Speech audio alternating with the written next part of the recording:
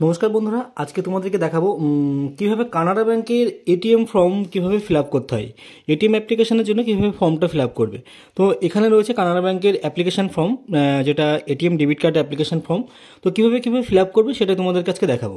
তো ফার্স্ট যেটা তোমার অ্যাকাউন্ট নাম্বারটা ফার্স্ট টাইম যেটা মেনশন করতেই হবে তোমাকে। আর account number, mobile number, date of birth, PAN card number. প্যানটা ম্যান্ডেটরি নয়, প্যান কার্ড নাম্বার থাকলে দিয়ে দেবে। আর যেটা ফার্স্ট ফিল আপ করতে হবে, আমি ফিল আপ করাটা দেখিয়ে দিচ্ছি তোমাদেরকে। এখানে ফর্ম যেখানে রয়েছে, ফর্মের এখানে তোমার নামটা, সাপোজ আমার নামটা বসিয়ে দিচ্ছি, বাপি বিশ্বাস। এখানে বাবার নাম সন অফ বিএন বিশ্বাস।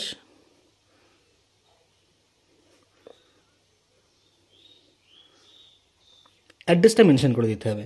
অ্যাড্রেস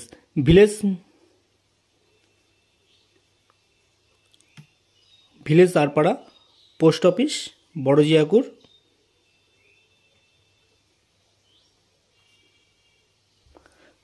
পুলিশ স্টেশন শান্তিপুর,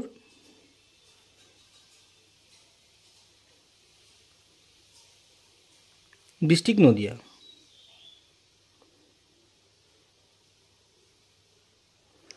আর এখানে টু কানাড়া ব্যাংক ম্যানেজার,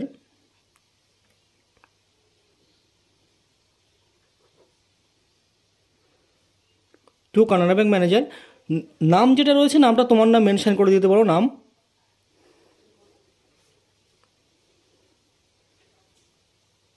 যে যার ফর্ম ফিল আপ করবে তার জন্যই কিন্তু ওটা দিতে হবে, নামটা দিতে হবে কিন্তু। আর এখানে যেটা রয়েছে সেটা হচ্ছে কি নতুন নেওয়ার জন্য তুমি নিউতে টিক করবে। যদি অ্যাডিশনাল হয় অ্যাডিশনাল টিক করবে, যদি রিপ্লেসমেন্ট হয় রিপ্লেসমেন্টে টিক করবে, যদি যারা নতুন নেবে তাদের ক্ষেত্রে নিউতে টিক করবে। ডেট অফ বার্থটা অবশ্যই মেনশন করে দেবে। আমার ডেট অফ বার্থটা আমি মেনশন করে দিচ্ছি।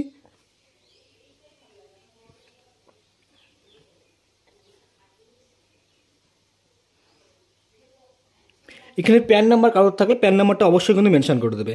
আর মোবাইল নাম্বারটা লিখে দেবে।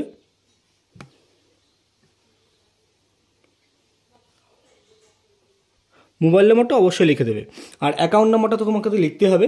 এখানে হচ্ছে অ্যাকাউন্ট নাম্বার লেখার যে জায়গাটা রয়েছে, এখানে অ্যাকাউন্ট নাম্বার এসবিতে টিক করবে। সেভিংস অ্যাকাউন্ট হলে এসবিতে টিক করবে, কারেন্ট অ্যাকাউন্ট হলে কারেন্ট অ্যাকাউন্টটা টিক করবে, ওডি অ্যাকাউন্ট মানে ওডিসিসি অ্যাকাউন্ট লিমিট থাকলে পরে ওডি অ্যাকাউন্টে টিক করবে। আমি যেহেতু সেভিংস অ্যাকাউন্টে দেবো, সেভিংস অ্যাকাউন্টটা টিক করলাম। আর এখানে ব্রাঞ্চ নেম যেটা রয়েছে, যে ব্যাংকের নামটা, তো ব্যাংকের নামটা পারলে অবশ্যই একটু মেনশন করে দেবে। এটা বাথানগাছি রয়েছে, আমি বাথানগাছিটা লিখে দিচ্ছি, ব্রাঞ্চ নেম বাথানগাছি।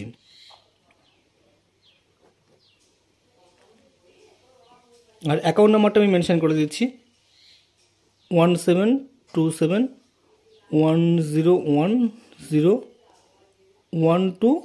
তারপরে যে ডিজিটগুলো আছে ডিজিটগুলো অবশ্যই লিখে দেবে। আর এই জায়গাটা যেটা রয়েছে নিচে, এই জায়গাটা তোমার সাইন হবে, সিগনেচার।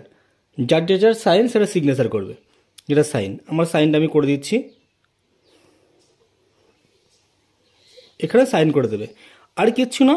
আর এর সঙ্গে তোমার প্যান কার্ডের জেরক্সটা অবশ্যই দেবে। প্যান কার্ডের জেরক্স না দিলে কিন্তু তুমি এটিএমটা অ্যাপ্লাই, এখন যেটা ফর্ম 60 যেটা ব্যবহার রয়েছে, প্যান কার্ডটা কিন্তু অবশ্যই দিয়ে দেবে। এই সিম্পলি ফর্ম ফিল আপ, এই 2 লাইনের যেটা মেনশন করে, এটা ফিল আপ করে অবশ্যই জমা দিলে তোমার এটিএমটা পেয়ে যাবে।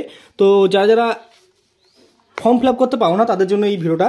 আর যদি তোমার ভিডিওটা যদি ভালো লেগে থাকে, অবশ্যই কিন্তু পাশে থাকা যে বেল আইকন সাবস্ক্রাইব করতে একদমই ভুলবে না অবশ্যই। তো নেক্সট ভিডিও আবার দেখা হবে তোমাদের নতুনত্ব কোনো ফর্ম ফিল আপ নিয়ে। তো এটিএম এর ফর্ম ফিল আপ হচ্ছে সিম্পলি ফর্ম ফিল আপ। এইভাবে ফর্ম ফিল আপ করো, তোমাদের নিজের ব্যাংকেগুলো তোমরা জমা দিয়ে তোমরা নতুন এটিএম কার্ড কিন্তু তোমরা হাতে পেতে পারো। তো এখানেই শেষ করছি আজকের ভিডিওটা, পরে ভিডিও আবার দেখা হবে।